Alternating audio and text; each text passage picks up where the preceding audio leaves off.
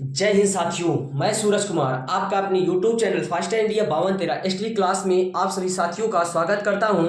यदि आप हमारे चैनल पर नए हैं तो हमारे चैनल को लाइक शेयर करना ना भूलिए और चैनल को सब्सक्राइब करना ना भूलिए। मैं आज के वीडियो में आप सभी को जो कि आगे के वीडियो में ले चल रहा था, मैं बात कर रहा हूं संविधान में मैंने आप सभी को जो कि राष्ट्रपति के बारे में बताया था। मैंने राष्ट्रपति का जो कि परिचय दिया था, उसके बाद मैंने राष्ट्रपति का आर्टिकल बताया था, फिर मैंने बताया था कि भारत में अब तक कुल कितने राष्ट्रपति हुए हैं। आज मैं साथियों जो कि राष्ट्रपति की शक्तियों के बारे में आप सभी से चर्चा करने वाला हूं इस क्लास में। आप यदि हमारे चैनल पर नए हैं तो जरूर इस चैनल को सब्सक्राइब करना ना भूलिए। हम इसी के साथ कहना चाहते हैं, लग चुकी है तलब अब मंजिल की, लग चुकी है तलब अब मंजिल की, खुद को आग में झोंकना है, यह ठोकरें कहती है मारा जाएगा, हौसले कहते हैं देख लेंगे। आज साथियों मैं बात कर रहा हूं आज के चैप्टर में जो कि मैं बात करने वाला हूं राष्ट्रपति की शक्तियों की बात। अगर हम साथियों आज की बात करें राष्ट्रपति की शक्ति,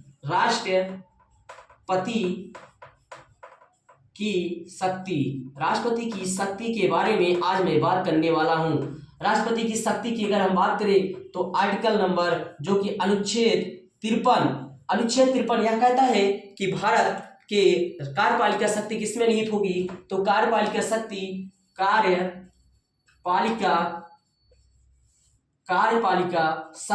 किसमें निहित होगी, तो कार्यपालिका शक्ति जो कि राष्ट्रपति में निहित होगी। किसमें? राष्ट्रपति में निहित होगी। किसमें निहित होगी? तो राष्ट्रपति में निहित होगी।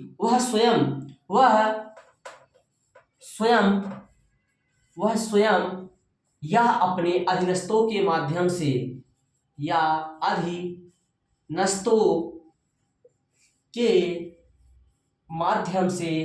शासन करेगा। अधीनस्थों के माध्यम से शासन करेगा अर्थात वह स्वयं या वह अपने अधीनस्थों के माध्यम से शासन करेगा। अर्थात हम बात करते हैं साथियों कि यहाँ अधीनस्थों के माध्यम से शासन करने का मतलब क्या है। यहाँ जो कि वास्तविक शक्ति किसमें निहित होती है, जो कि वास्तविक शक्ति हमारे प्रधानमंत्री में निहित होती है। लेकिन अगर हम साथियों बात करते हैं हमारे नाम मात्र की शक्ति किसमें निहित होती है, तो नाम मात्र का शक्ति जो कि राष्ट्रपति में निहित होता है। अगर हम बात करते हैं ऐसा क्यों किया गया, क्योंकि जब हमारा भारत देश आजाद हुआ तो हमारे देश में जब संविधान बनाया जा रहा था तो वहां पे संविधान सभा ने कहा कि अगर हम दोनों ही यदि मान लो प्रधानमंत्री और जो कि राष्ट्रपति है, अगर इसका जो कि जनता के द्वारा अगर चुनाव कराया जाएगा तो जो कि दोनों शक्तियां बढ़ जाएंगी और हमारा शासन व्यवस्था जो कि सुचारू ढंग से नहीं चला जाएगा। इसीलिए संविधान में राष्ट्रपति को जो कि सर्वोच्च तो बनाया लेकिन शक्ति के नाम मात्र शक्ति ही रखा, जो कि वास्तविक शक्ति प्रधानमंत्री में निहित होती है। अगर हम बात करते हैं साथियों नाम मात्र की शक्ति किसमें होती है, नाम मात्र की शक्ति किसमें निहित होती है, तो वह नाम मात्र की शक्ति जो कि हमारे राष्ट्रपति में निहित होती है। किसमें? तो राष्ट्रपति में निहित होती है। अगर हम बात करें वास्तविक शक्ति कार्यपालिका की, वास्तविक शक्ति किसमें निहित होती है, तो वास्तविक शक्ति प्रधानमंत्री में निहित होती है। प्रधानमंत्री में निहित होती है। अगर हम साथियों बात करते हैं नाम मात्र की शक्ति जो कि राष्ट्रपति में, वास्तविक शक्ति जो कि किसमें निहित होती है, प्रधानमंत्री में। अगर हम साथियों बात करते हैं तो राष्ट्रपति के पास कई प्रकार की शक्ति हमारे देश में प्राप्त है। अगर हम बात करते हैं तो उनके पास कौन कौन सी शक्ति प्राप्त है, तो उनके पास जो कि कार्यपालिका शक्ति जो कि पहला, फिर दूसरा विधायी शक्ति,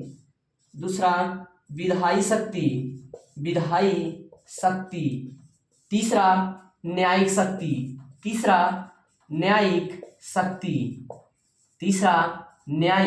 शक्ति, चौथा बात करें तो वित्तीय शक्ति। कौन सी? वित्तीय शक्ति। अगर हम पांचवा करें न्यायिक वित्तीय शक्ति होगा और इसके बाद कार्यपालिका शक्ति हो गया, विधायी शक्ति हो गया, न्यायिक शक्ति हो गया, वित्तीय शक्ति हो गया। उसके बाद नियुक्ति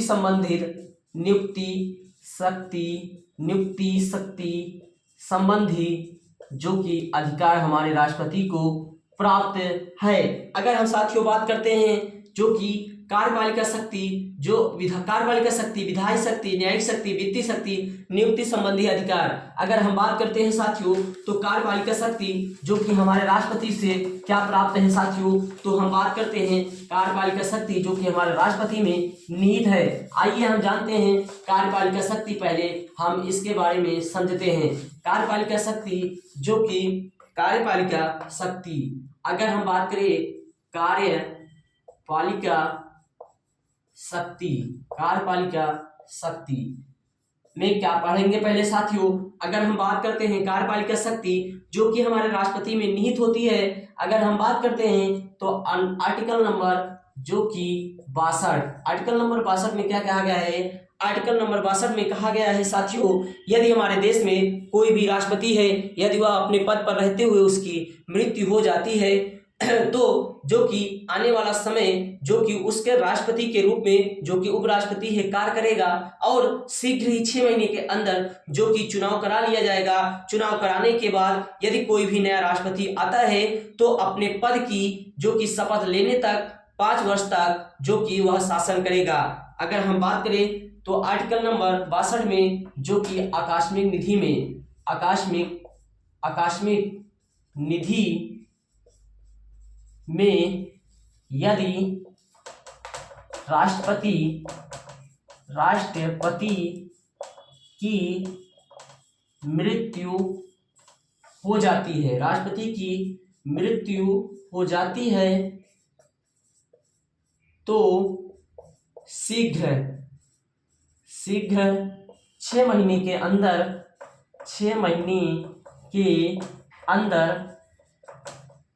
के अंदर चुनाव कराना होगा और नया राष्ट्रपति अपने पद शपथ की तारीख से 5 वर्ष तक पद धारण करेगा, 5 वर्ष तक पद धारण करेगा। आइए साथियों अब हम बात करते हैं आर्टिकल नंबर 74, अर्थात अनुच्छेद नंबर 74। अनुच्छेद नंबर 74 हमारा यह कहता है कि राष्ट्रपति को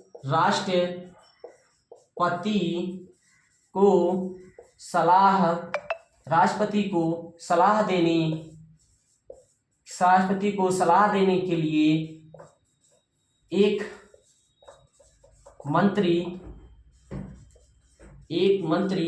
परिषद होगी। कौन होगी? एक मंत्री परिषद होगी। राष्ट्रपति को सलाह देने के लिए एक मंत्री परिषद होगी, जिसमें मंत्री परिषद का जो कि प्रधान कौन होगा? इसका प्रधान जो कि प्रधानमंत्री होता है। इसका प्रधानमंत्री क्या होता है? प्रधानमंत्री जो कि इसका मुखिया होता है। अगर हम बात करते हैं अनुच्छेद नंबर 75, तो अनुच्छेद नंबर 75 हमारा क्या कहता है? अनुच्छेद नंबर 75 हमारा कहता है प्रधानमंत्री की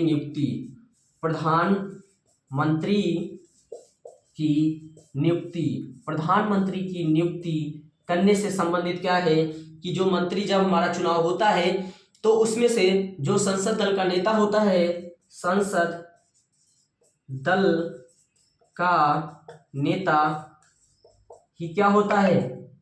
प्रधानमंत्री होता है। कौन होता है? प्रधानमंत्री होता है। कौन होता है? प्रधानमंत्री होता है। संसद दल का ही प्रधानमंत्री नेता होता है। अगर हम बात करते हैं अनुच्छेद 76 हमारा क्या कहता है? अनुच्छेद 76 जो कि भारत का एक क्या होगा? महान्यायवादी होगा।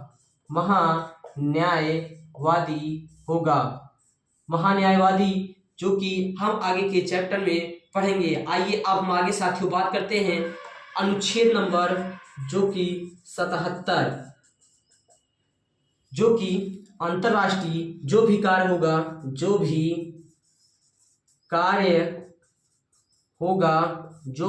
होगा वह जो कि राष्ट्रपति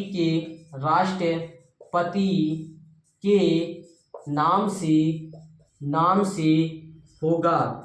अगर हम बात करें यहाँ जो कि अनुच्छेद 77 हमारा जो कि यह कहता है चाहे अंतर्राष्ट्रीय या चाहे देश जो किसी भी प्रकार का कार्य होगा वह किसके नाम से होगा, तो वह जो कि राष्ट्रपति के नाम से साथियों होगा। आइए हम आगे के वीडियो में चलते हैं, जो कि अनुच्छेद 74 हो गया, अनुच्छेद 75 हो गया, अनुच्छेद 76 हो गया।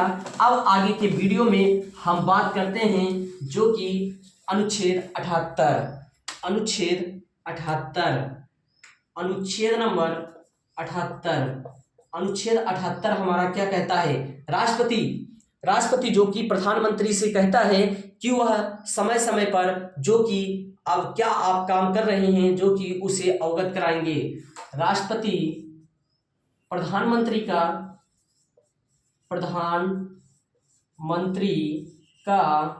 कर्तव्य होगा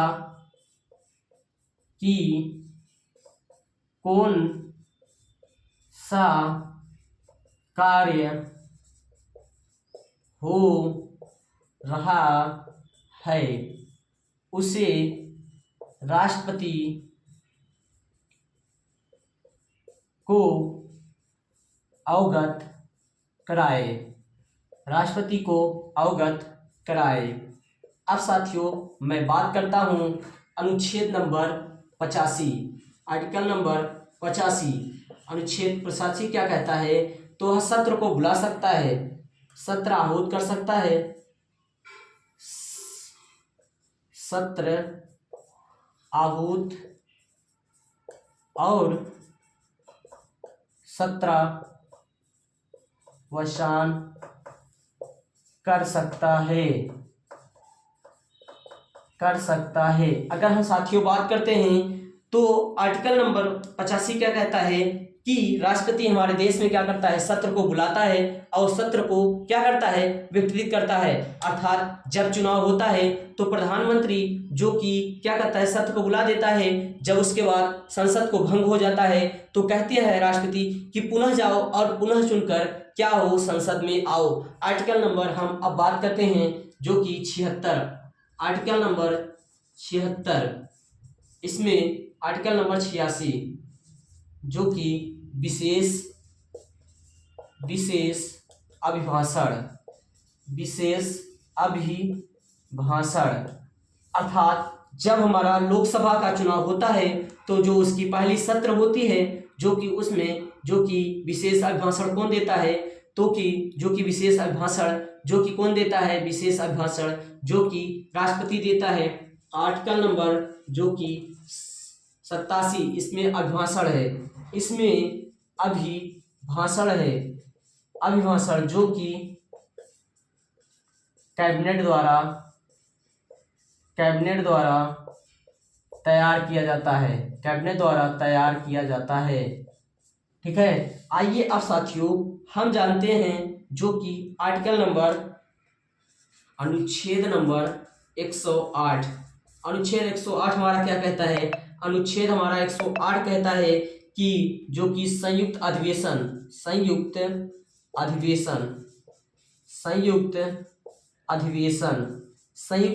का यहाँ तात्पर्य क्या है साथियों, संयुक्त अधिवेशन का तात्पर्य यहाँ है जब लोकसभा और राज्यसभा में क्या हो जाए, राज्यसभा में मतभेद हो जाए तो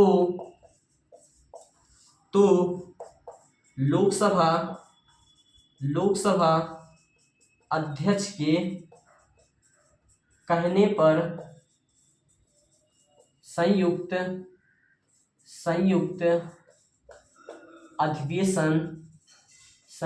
अधिवेशन बुलाया जाता है, लेकिन उसकी अध्यक्षता लोकसभा अध्यक्ष करते हैं। कौन करता है, लोकसभा अध्यक्ष करते हैं। अब साथियों मैं आगे के वीडियो में बात करता हूँ, जो कि मैंने 78 बताया, फिर 76 बताया, फिर मैंने 87 बताई, फिर मैंने 108 बनाया। अब आइए हम जानते हैं आर्टिकल नंबर 102। आर्टिकल नंबर 102 जो कि आर्टिकल नंबर अनुच्छेद 102 अनुच्छेद 103, इसमें जो कि संसद के सदस्य के योग्यता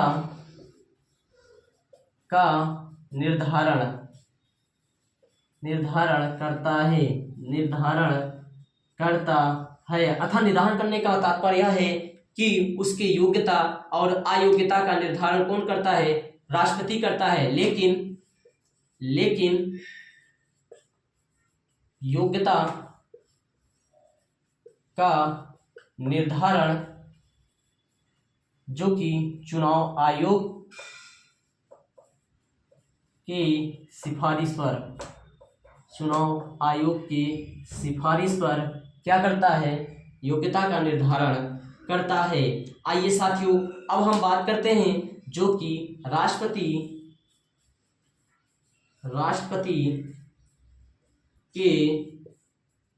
के क्षमादान की शक्ति। अगर हम साथियों बात करते हैं राष्ट्रपति के क्षमादान की शक्ति, अनुच्छेद 72 के तहत राष्ट्रपति मृत्यु की सजा को माफ कर सकता है। क्या कर सकता है? माफ कर सकता है। अगर जैसे हमारे सुप्रीम कोर्ट ने किसी को मृत्यु की सजा दी है तो उसके निर्णय को, जो कि अगर वह गलत निर्णय देता है तो राष्ट्रपति चाहे तो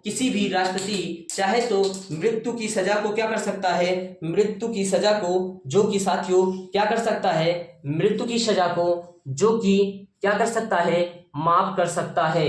आइए साथियों अब हम आगे के वीडियो में बात करते हैं नियुक्ति संबंधी अधिकार। राष्ट्रपति की नियुक्ति संबंधी अधिकार। राष्ट्रपति की नियुक्ति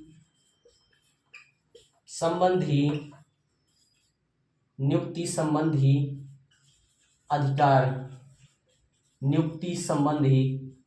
अर्थात उसके नियुक्ति संबंधी अधिकार हैं लोकसभा के अध्यक्ष की नियुक्ति, लोकसभा की अध्यक्ष की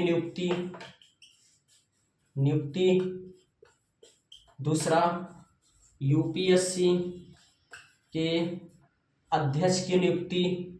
तीसरा अगर हम बात करते हैं थल सेना वायुसेना और नेवी के हेड की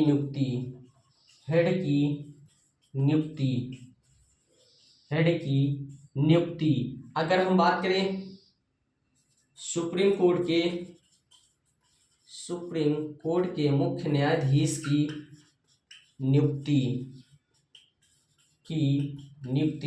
अर्थात जितनी भी नियुक्ति होती है, अर्थात एक दो पद को छोड़कर, नहीं तो हमारे देश में जितने भी पद पर किसी की नियुक्ति की जाती है वह जो कि राष्ट्रपति के द्वारा की जाती है। किसके द्वारा? जो कि राष्ट्रपति के द्वारा की जाती है। आइए साथियों अब हम बात करते हैं जो कि वित्तीय शक्ति अर्थात हमारे देश में जो कि वित्तीय शक्ति क्या है? जो कि अगर हम साथियों बात करते हैं हमारे देश में जो कि वित्तीय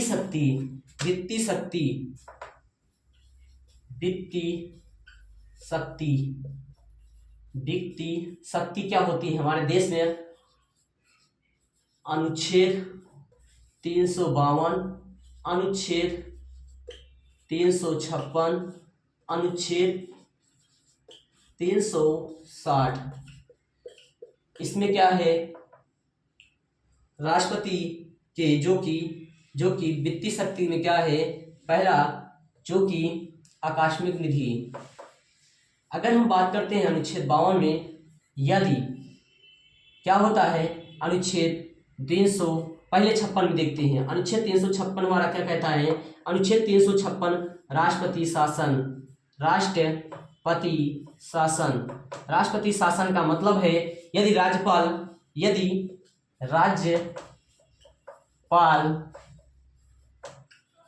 राज्य में शासन करने में असफल है तो वह राष्ट्रपति से कहकर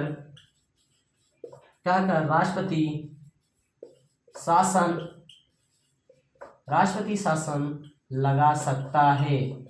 अर्थात यहाँ इसका तात्पर्य है, यदि मुख्यमंत्री जो कि अपना बहुमत खो देता है, यदि वह जो कि राज्य में शासन करने में असफल होता है, तो राष्ट्रपति क्या कर सकता है, अनुच्छेद 356 के तहत राज्यपाल के कहने पर जो कि क्या कह सकता है, शासन व्यवस्था वहां पे राष्ट्रपति शासन लगा सकता है। आइए साथियों, अब हम बात करते हैं अनुच्छेद नंबर 360। अनुच्छेद नंबर 360 वित्तीय आपात अर्थात जब हमारे देश में क्या हो जाए, भूखमरी या क्या हो जाए, जो कि हमारे देश में क्या आ जाए, गरीबी। अर्थात जब हमारे देश में खाने के लिए या हमारे देश पर कोई बाहरी देश क्या करे, सेना आक्रमण कर दे, तो उस स्थिति में क्या होता है, अनुच्छेद 360 के तहत जो कि वित्तीय आपात पूरे भारत में जो कि लागू कर सकता है, कौन करता है, राष्ट्रपति। अगर अनुच्छेद 352 में कहें, अनुच्छेद 352 में यदि बाहरी आक्रमण, बाह्य आक्रमण और आंतरिक अशांति के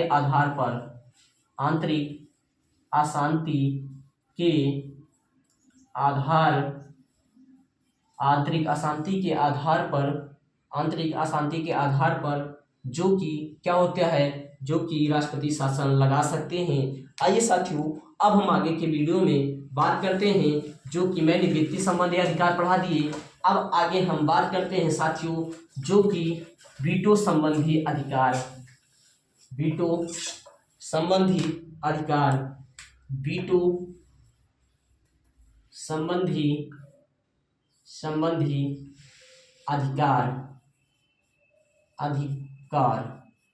का मतलब क्या होता है साथियों, वीटो का मतलब होता है ना कहने की शक्ति।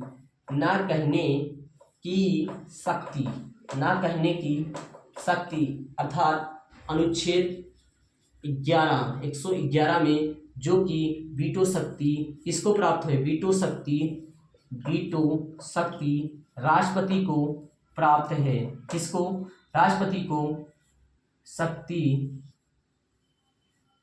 शक्ति राष्ट्रपति को प्राप्त है। आइए हम बात करते हैं कौन कौन से है। एक है अंत्योक्ति वीटो, एक है निलंबनकारी,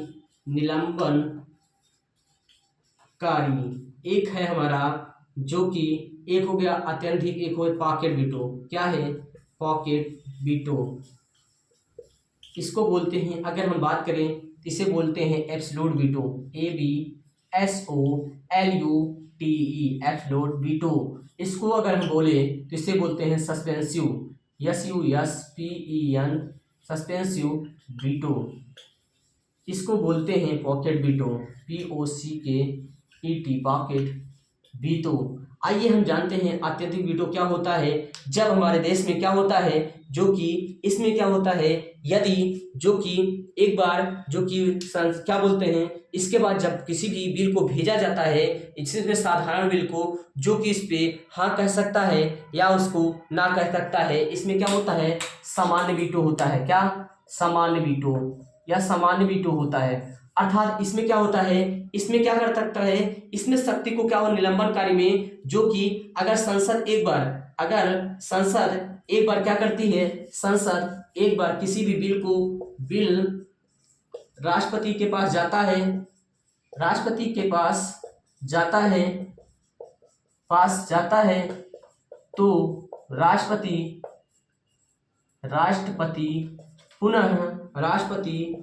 पुनः जो कि मंत्री परिषद के पास भेज सकता है, लेकिन मंत्री परिषद पुनः बिल राष्ट्रपति के पास भेजता है तो वह साइन करने के लिए बाध्य है। इस वीटो का प्रयोग 1986 ईस्वी में ज्ञानी जैल सिंह ने पहली बार किया था।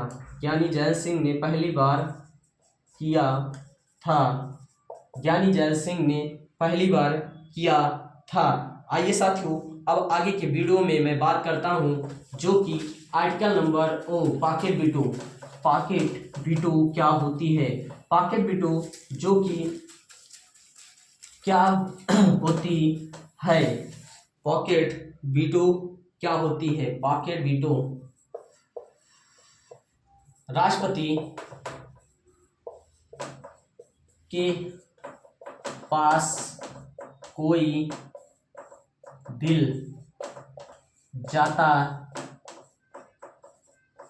है तो वह उस पर चाहे तो साइन करे या ना करे, यह उस पर निर्भर करता है। आइए साथियों, अब हम बात करते हैं आर्टिकल नंबर अनुच्छेद 361 के तहत उसे कुछ अनुबंध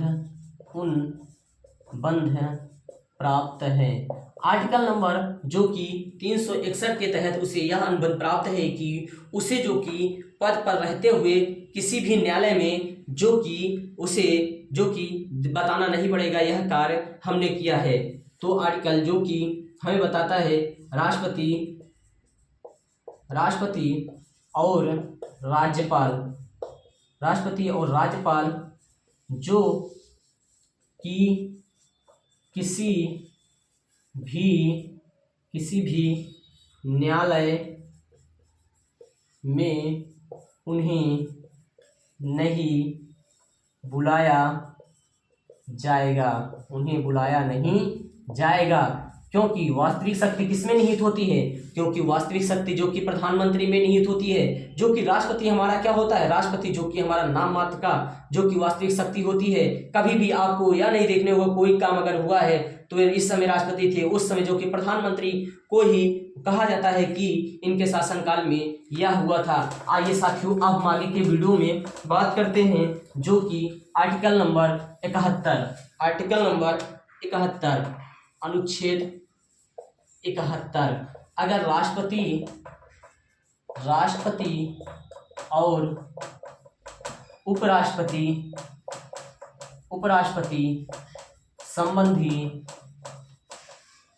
संबंधित विवाद सुप्रीम